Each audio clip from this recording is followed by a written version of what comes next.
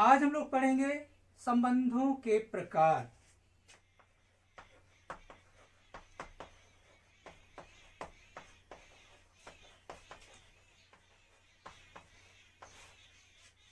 यानी types of relations.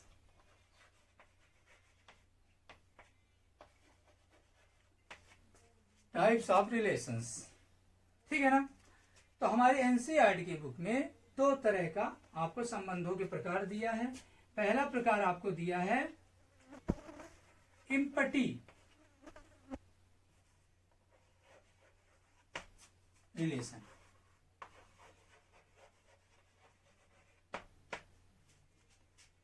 या इसी को हम लोग कहते हैं वाइड रिलेशन,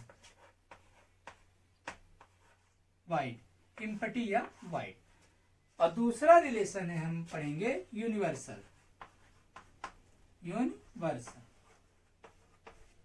क्या पढ़ेंगे? Universal relation.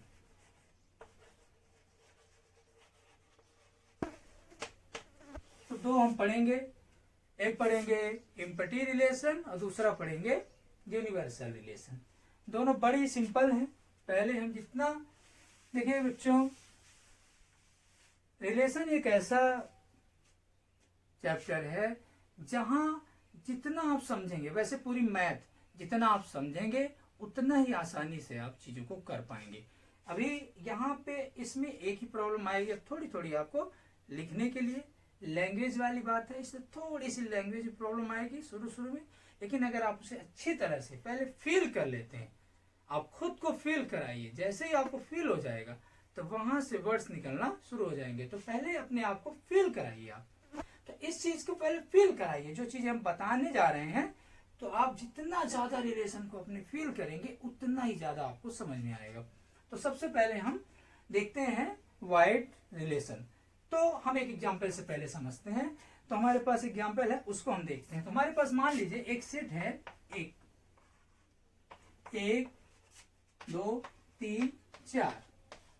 तो हमारे पास एक सेट है A 1 2 3 4, इतना हमारे पास एक सेट है।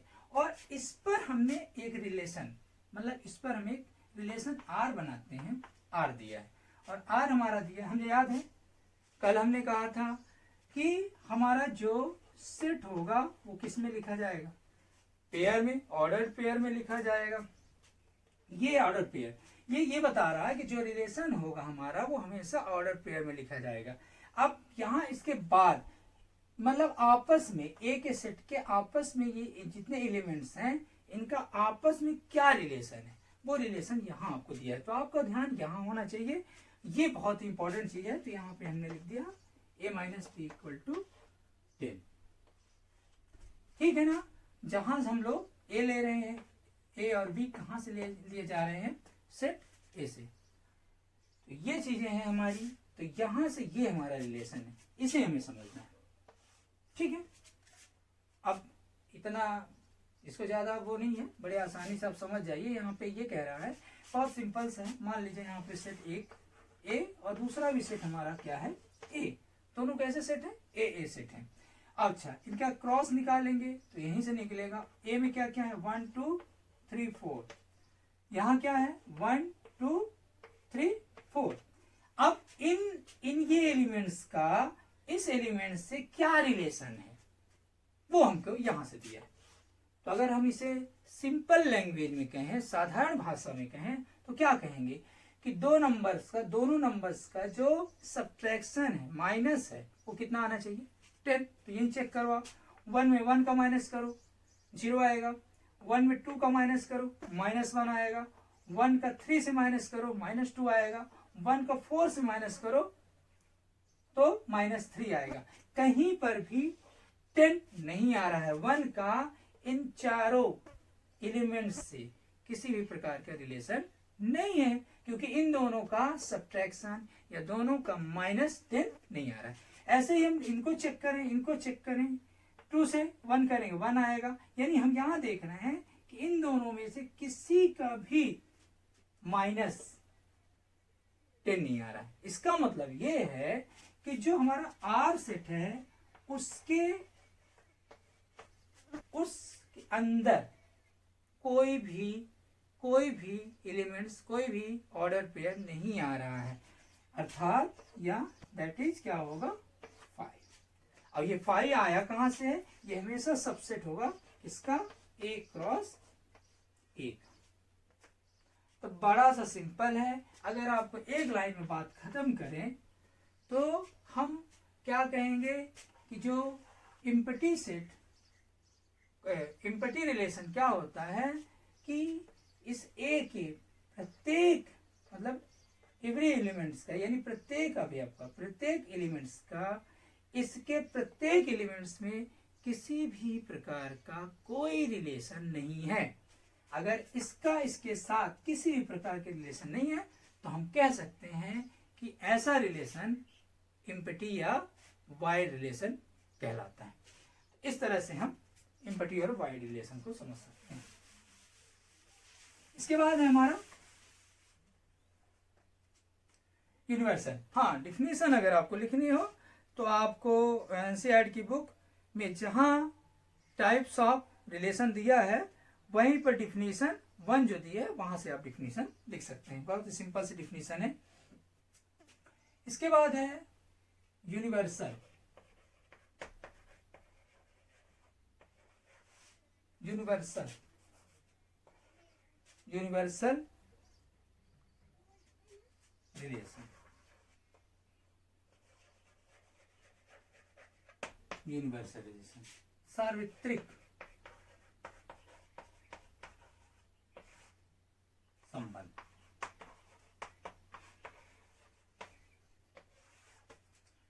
यूनिवर्सल रिलेशन, ये इसका भी एक एग्जांपल लेते हैं। तो मान लीजिए हमारे पास एक सेट है 1 2 3 एंड 4। अब इस बार हम रिलेशन चेंज कर रहे हैं। रिलेशन हम दे रहे हैं आपको, नया रिलेशन है, आपको नया रिलेशन ये दिया जा रहा है कि a minus B is greater than and equal to 0। इसका मतलब क्या हुआ? ये तो लैंग्वेज हो गई, टेक्निकल लैंग्वेज है। सिंपल लैंग्वेज में ये कहेंगे कि दो नंबर्स हैं, रिलेशन ये है हमारा, ये रिलेशन। यहाँ पे हमको फोकस करना, इतना इजी नहीं लगेगा लेकिन धीरे धीरे आपको ये इजी लगेगा। हाँ, तो अपनी लैंग्वेज में से बताने की कोशिश करें, अपने आप को समझाने की। तो इसको अपनी लैंग्वेज में क्या कहेंगे कि दो नंबर्स हैं और जो इस कहाँ है, मॉड के अंदर है। मॉड के अंदर मतलब हमेशा पॉजिटिव रहेगी, नंबर हमेशा धनात्मक रहेगी। जो भी नंबर आएगी इसका माइनस जो भी आएगा हमेशा पॉजिटिव है ना। अगर -3 आया तो इसको भी अगर मॉड कर देते हैं तो ये क्या हो जाएगा, 3 हो जाएगा। अगर यहाँ 5 आया है, 5 का मॉड भी 5 होगा, हमेशा क्या आएगी, पॉजिटिव नंबर आएगी। तो यहाँ मतलब ये कह रहा है कि इन दोनों को माइनस करो, हमेशा पॉजिटिव नंबर आएगी, ये कह रहा है। ठीक है, तो ये तो किसी को करो, यहां पर कुछ भी करो, इन दोनों को माइनस करो, क्या आना चाहिए, पॉजिटिव नंबर आनी चाहिए। ये समझ में आ गया? ठीक है, इनका हमेशा ये पॉजिटिव होगा, रिलेशन है आपका। तो अब देखते हैं हम लोग, तो ये सिंपल से है। तो अगर यहाँ पर ए ले लें सेट और यहाँ भी ए सेट ले लें, यहाँ 1 2 3 4 1 2 3 4। अब यहाँ क्या है, इसका देखते हैं, 1 में 1 माइनस करते हैं, 0 है। 0 हमेशा 0 से बड़ा है, बिल्कुल ये रिश्ता आएगा। यानी आर को अगर हम बनाते चले, यहाँ पे आर बनाते चलते हैं, देखिएगा पेयर में, तो 1 में 1 माइनस करेंगे, ये भी 0 के इक्वल है, तो इसलिए ये आर में शामिल होगा।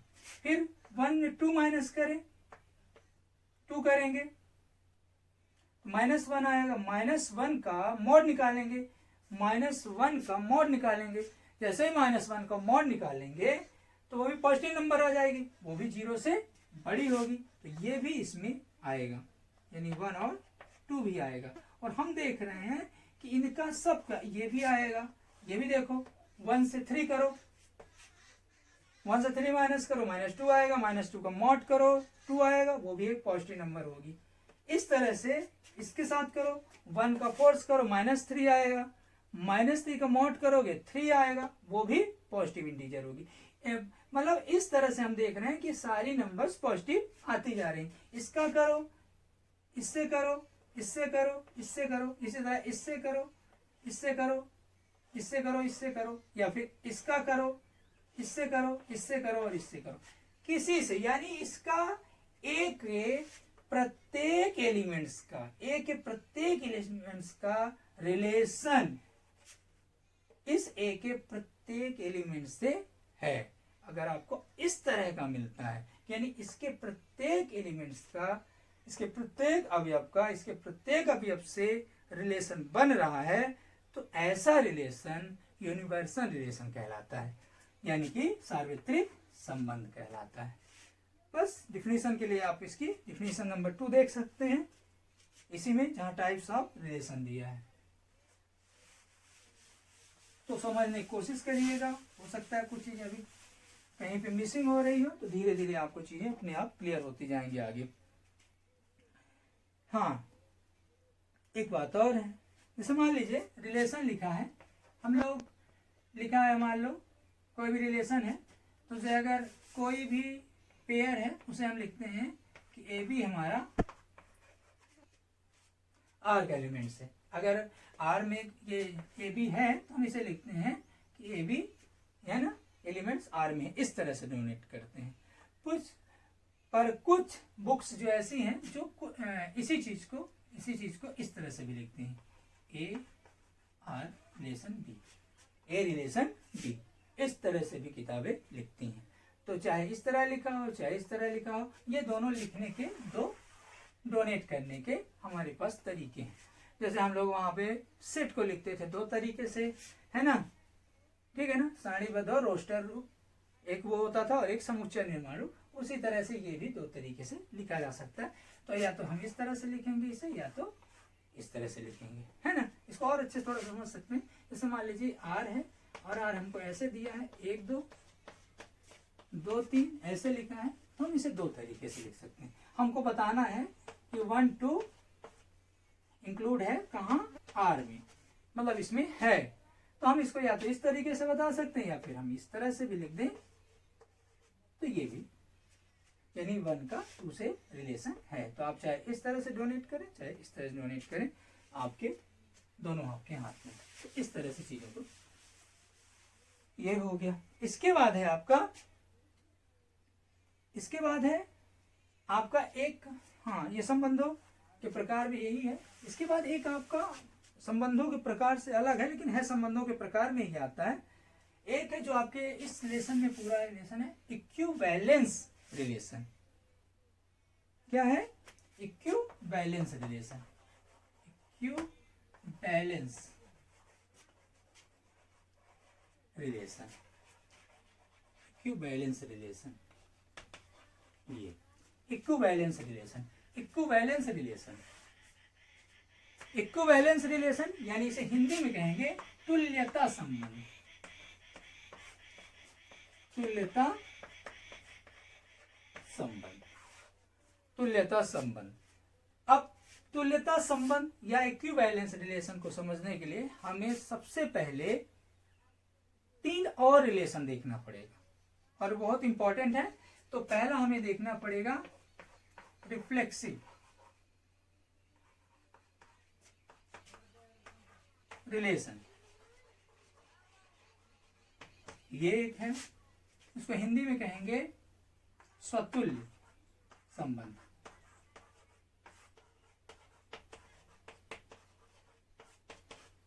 दूसरा हमारा है, रिफ्लेक्सिव के बाद है दूसरा है सिमेट्रिक।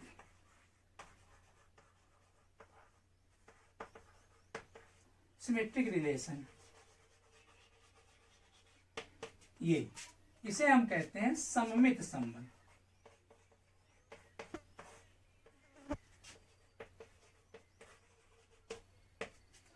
और तीसरा है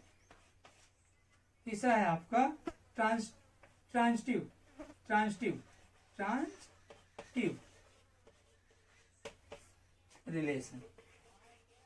रिलेशन, और इसे हिंदी में कहेंगे संक्रामक संबंध। इस तरह से हमारे पास 3 रिलेशन अगर हम जान गए, तो ये अगर 3 रिलेशन हम जान गए तो हम इक्विवेलेंस या तुल्यता संबंध को आसानी से समझ सकते हैं। तो हमें मेनली इस चैप्टर में 1.1 में या रिलेशन के बारे में इस 12th क्लास में इन्हीं तीनों को अच्छी तरह समझना है।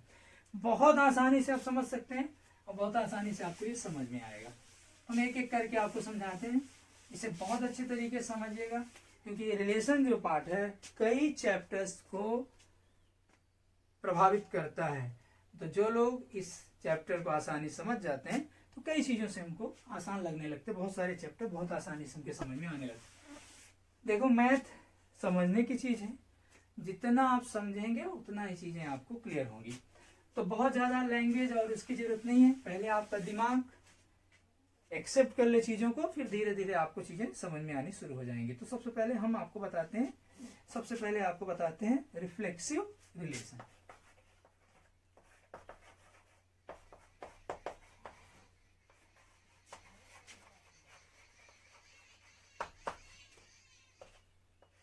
तुल्य संबंध। डिफिनीशन आपको यहाँ बुक्स में दी गई है, आसानी से आप समझ सकते हैं। एनसीईआरटी की बुक में इसकी डिफिनीशन आसानी से दी है, आपको आर.डी. शर्मा की बुक में, हिंदी मीडियम वालों के शिवलाल में, जहाँ भी आसानी से बुक में दी है, सब एनसीईआरटी की बुक में आपको डिफिनीशंस दी है। आप आसानी से लिखने के लिए आप बुक से देख रहे हैं, एनसीईआरटी की बुक उठाइए, उसमें आसानी से डिफिनीशन। लेकिन इंपॉर्टेंट डिफिनीशन लिखना नहीं है, इंपॉर्टेंट है आपको इन चीज़ों को अपनी लैंग्वेज, अपनी भाषा में, जितना आप अपनी लैंग्वेज में समझेंगे, अपनी लैंग्वेज में लिखेंगे, तभी आप समझ पाएंगे। तो हम आपको बहुत आसानी से, पहले से आप समझिए क्या है। तो पहले हम एक सेट लेते हैं, ए 1 2 3, ठीक है। अब मान लो कि हमें एक इसका, ये जो सेट में जो एलिमेंट्स हैं इनमें आपस में इसी सेट में रिलेशन हमें दिया गया है। रिलेशन क्या दिया है, ये मान लीजिए हमको रिलेशन, मान लीजिए हम रिलेशन बना देते हैं, ये हम बना दिए रिलेशन, मान लीजिए दिया हमको, मान लीजिए 1 1, ठीक है, 1 2 2 2 3 3, या यहाँ पे 2 3 भी दिया, मान लीजिए ऐसे। ये इतना रिलेशन आपको दिया है, इतने रिलेशन आपको दिए गए, ठीक है ना। 1 का 1 से रिलेशन है, खुद का खुद से है, इसका इसका। तो अगर कोई सेट, कोई रिलेशन सेट ए पर या कोई रिलेशन कैसा होगा, रिफ्लेक्सिव रिलेशन होगा। कोई रिलेशन कैसा, रिफ्लेक्सिव रिलेशन होगा यदि उसके रिलेशन में उसका डबलेट हो, जुड़वा हो, मतलब उसका जुड़वा हो।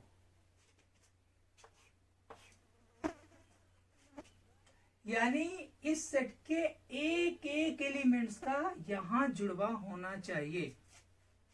यहां 1 2 3 है तो इस आर में इसका जुड़वा, इसका डबलेट यहां होना चाहिए। हाँ, उसके अलावा कोई एलिमेंट्स ये है, ये हमसे इससे मतलब नहीं है, और भी भरा हो कोई मतलब, बस हमारा ध्यान देखिए, फोकस कहाँ करना है, बाकी चीजें क्या लिखे हमसे मतलब नहीं है, और भी, लेकिन बहुत ध्यान से समझना है इसके एक एक एलिमेंट्स का, एक एक एलिमेंट्स का यहाँ जुड़वा, यहाँ डबलेट होना चाहिए। तो हम देख रहे हैं यहाँ 1 है तो 1 का डबलेट है, जुड़वा है, यहाँ 2 का जुड़वा है, 3 का भी जुड़वा है। हाँ, अब इसके अलावा और भी एलिमेंट्स लिखेंगे, और भी इसमें ऑर्डर पेयर है, तो कोई बात नहीं, आप लिख सकते हैं। तो ये कह रहा था, अगर इस तरह से रिलेशन आपको मिल जाता, यानी उसी सेट का, उसी एलिमेंट्स का, उसी एलिमेंट्स से अगर उसमें रिलेशन है तो फिर वो रिफ्लेक्सिव रिलेशन कहलाएगा। तो यहां आसानी से आपको ये चीज बस समझ में आनी चाहिए। हाँ, यही पे एक छोटा सा आता है, इससे अलग है लेकिन आपको नहीं है, और यही पे हम एक और बता देते हैं, आइडेंटिटी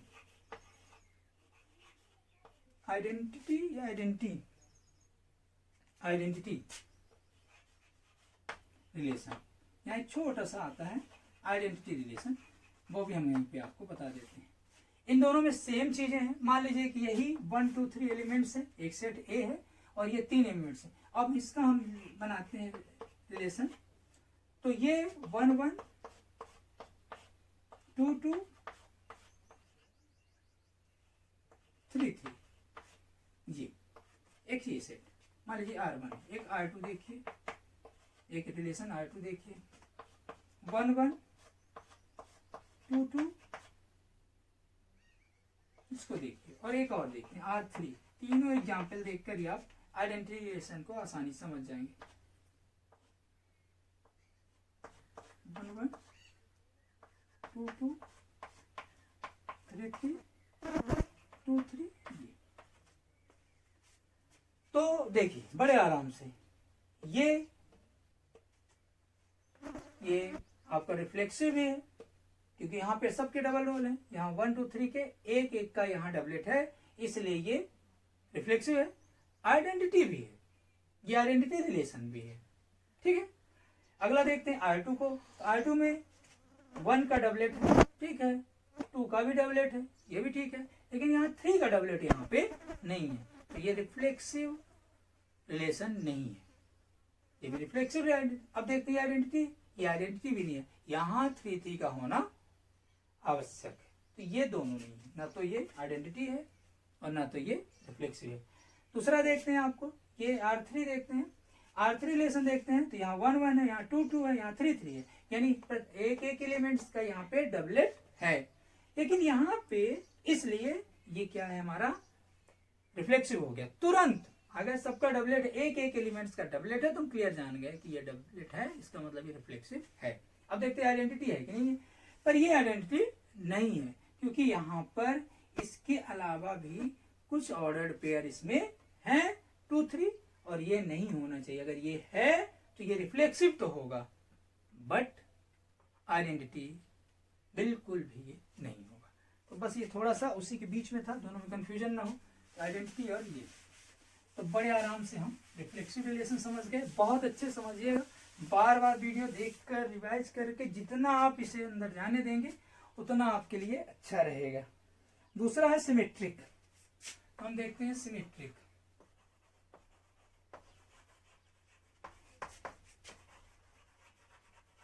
रिलेशन सिमेट्रिक यानी सममित संबंध,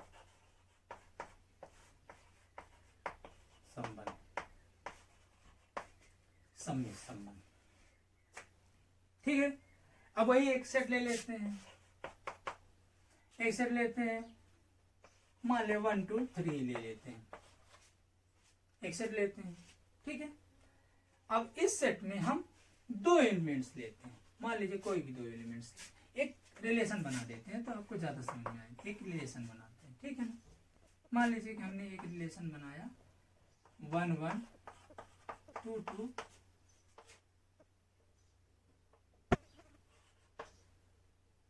2 1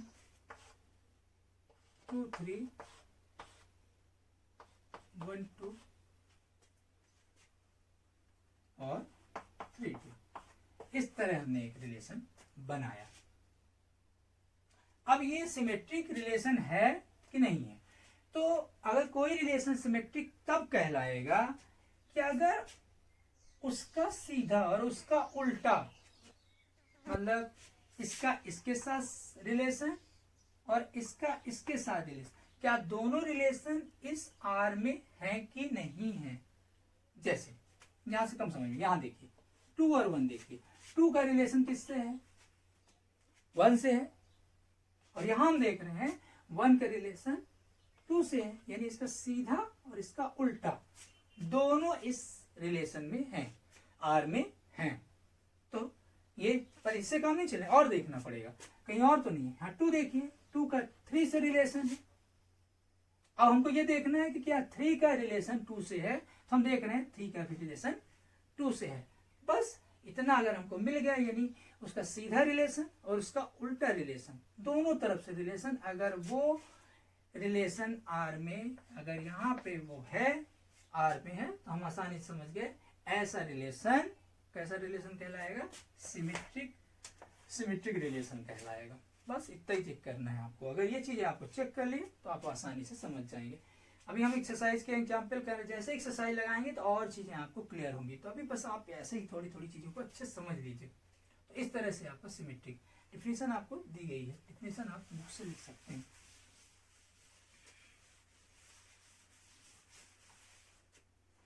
तीसरा है आपका ट्रांजिटिव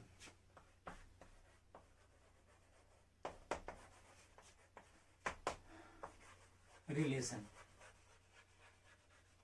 ट्रांजिटिव रिलेशन ऐसे ही कहेंगे संक्रामक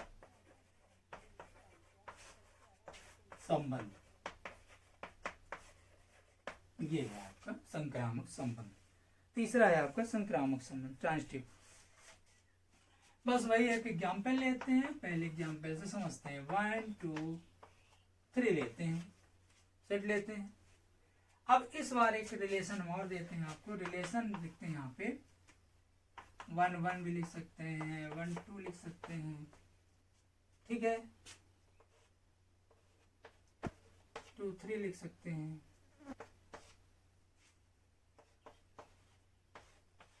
इस तरह से इसको छोड़ दीजिए भैया, समझिए। तो हमें इसमें इस बात को ध्यान रखना है, अगर हम तीनों एलिमेंट्स देते हैं, देखिए बहुत सिंपल है। हमको ये चेक करना है कि पहले एलिमेंट्स का इसका 2 से रिलेशन है कि नहीं है। तो 1 का 2 से है। अगर हम वहां पे क्या ले लें, 1 2 3 तीनों ले लें, किससे ले लें, ए का ले लें, तो 1 का रिलेशन 2 से है, तो हमें दिख रहा है आर में है। फिर हम ये देखते हैं 2 का रिलेशन 3 से है, तो 2 का रिलेशन 3 से है। पहले तो हमें यही चेक करना है। सबसे पहले हम क्या देखेंगे कि अगर ये दोनों रिलेशन पहले से ही होने चाहिए आवश्यक रूप से। अगर ये दोनों नहीं है तो फिर तो आपको ट्रांजिटिव रिलेशन देखने की आवश्यकता है। पहले तो यही दोनों मिलने चाहिए। तब अगर ये दोनों है, यानी कि पहले का दूसरे से, दूसरे का तीसरे से, ये मिल जाए, तो फिर ये चेक करिए कि क्या पहले का तीसरे के साथ रिलेशन है कि नहीं। तो वो हम देख रहे हैं कि 1 का तीसरे के साथ भी रिलेशन आर में है। अगर इस तरह हमें मिल जाए तो ऐसा रिलेशन क्या कहलाता है, ट्रांजिटिव रिलेशन या संक्रामक संबंध कहलाता है। तो बस ये चीजें देखनी है कि पहले का दूसरे का, दूसरे से तीसरे का, जब ये मिल जाए, पहले इनको होना आवश्यक है। मतलब इसे आप इस तरह से कहेंगे कि 1 और 2 आर में हो और साथ में ये भी हो। जब ये हो तभी आपको चेक करना है कि 1 3 भी आर में होना चाहिए। और ये 1 2 3 कहां से लेना है हमें, 1 2 3 हमें सेट से लेना है, जो सेट आपको दिया गया है या जिस सेट पर वो पूछ रहा है। तो इस तरह से तीनों चीजें आपको अच्छे तरीके से समझ में आनी चाहिए। तो बहुत ईजी है, बार बार अगर वीडियो को बार बार वो करके देखिए, बड़े ध्यान से चीजों को समझिए। तो इस तरह से हमने ये देख लिया 3, रिफ्लेक्सिव, सिमेट्रिक और ट्रांजिटिव। अगर ये तीनों आपसे बन गए और ये अगर कोई रिलेशन ये तीनों है, यानी वो रिफ्लेक्सिव भी है, रिफ्लेक्सिव है, सिमेट्रिक है और ट्रांजिटिव है। अगर वो ट्रांजिटिव है, ये तीनों है, तो अपने आप को इक्विवेलेंस या तुल्यता संबंध होगा ही। अगर ये तीनों है तो वो तुल्यता संबंध भी होगा। बस इतना ही आपको चेक करना है। तो ये बहुत महत्वपूर्ण चीजें हैं, ये अगर आपसे बन गई तो आप आसानी से इसे कर सकते हैं।